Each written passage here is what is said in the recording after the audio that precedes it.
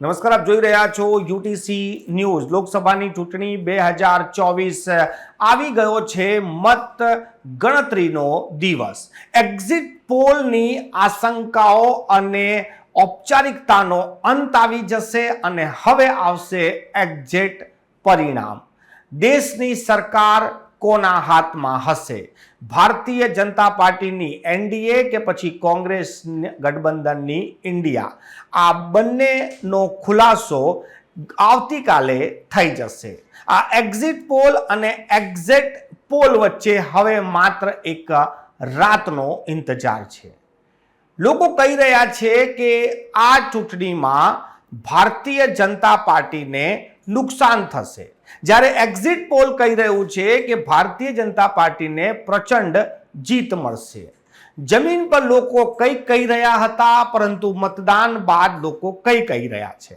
જેટલા પણ સર્વે છે તેમાં મોટા ભાગના સર્વેમાં કહેવામાં આવ્યું છે કે ભારતીય જનતા પાર્ટીને પ્રચંડ જીત મળી રહી છે। ઘણા સર્વેએ તો 400 પાર સીટો આવવાનો દાવો પણ કરી દીધો છે। વાત આપણે દેશભરની સીટોની કરીએ અને સાથે સાથે જો ગુજરાતની કરીએ તો આપણા માટે ગુજરાતની જે આ 26 બેઠકો છે તેની ચર્ચા વધુ મહત્વની બની જાય છે। પાછલા ચૂંટણીમાં આપણે વાત કરીએ 2014 અને 2019માં, તો ગુજરાતની તમામ 26 બેઠક ભારતીય જનતા પાર્ટી જીતતું આવ્યું છે। પરંતુ આ વખતે આ 26 બેઠકોમાં એક બેઠક જે સુરતની છે તે તો બિનહરીફ જાહેર થઈ ગઈ હતી। હવે વારો છે 25 સીટોનો। આ 25 સીટોના જે સર્વે છે, જે એક્ઝિટ પોલ છે, તેમના પ્રમાણે ભારતીય જનતા પાર્ટી આ 26 બેઠકો જીતી જશે।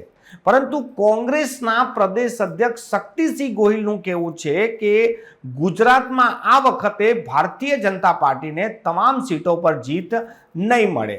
શક્તિસિંહે દાવો કર્યો છે કે 8 થી 10 બેઠકો એવી છે જ્યાં ટાઈટ ફાઇટ છે અને 5 બેઠકો એવી છે જ્યાં કોંગ્રેસ જીતી રહ્યું છે। આ શક્તિસિંહનો દાવો છે।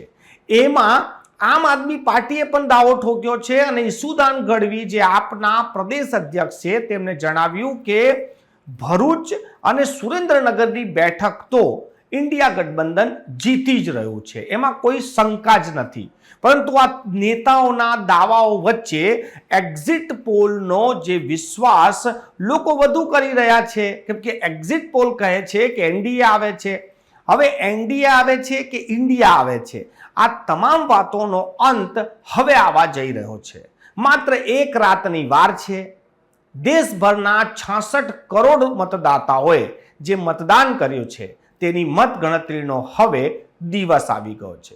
દુનિયાની સૌથી મોટી લોકશાહી, જેમાં સૌથી વધુ મતદારો મતદાન કરે છે, અને તે ચૂંટણીનું પરિણામ હવે આવવાનો સૌ કોઈને ઇંતજાર છે।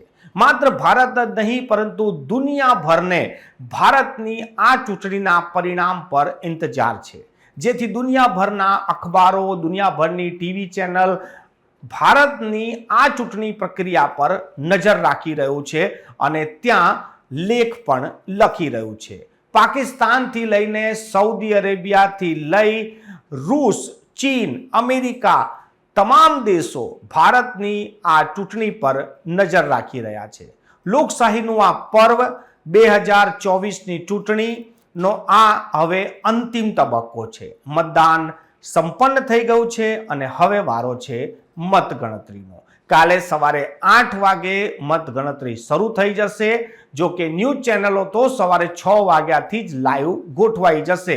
રામ જાણે 6 વાગ્યાથી તેઓ શું બતાવશે, કેમ કે 8 વાગે જ્યારે મતગણતરી શરૂ થશે તો ચેનલો 6 વાગ્યાથી શું કરશે તે તો ભગવાન જ જાણે। 8 વાગે મતગણતરી શરૂ થશે। સૌથી પહેલા બેલેટ પેપરની ગણતરી શરૂ થશે ને ત્યારબાદ ઈવીએમની ગણતરી કરવામાં આવશે। પહેલું રુઝાન 8:30 વાગ્યા સુધી આવી શકે છે અને 9:30 સુધી કોણ આગળ ચાલી રહ્યું છે તેવું પણ ખબર પડી જશે। તમને જો સાચા આંકડા જોઈતા હોય તો તમે ચૂંટણી કમિશનરની વેબસાઇટ પર લાઈવ આ જે પોલ થઈ રહ્યું છે, જે મતગણતરી થઈ રહી છે, ત્યાંથી પણ તમે એક્ઝેક્ટ આંકડા જોઈ શકો છો। આજનો અમારો ટોપિક જ છે કે હવે એક્ઝિટ પોલ સમાપ્ત અને એક્ઝેક્ટ પોલનો વારો.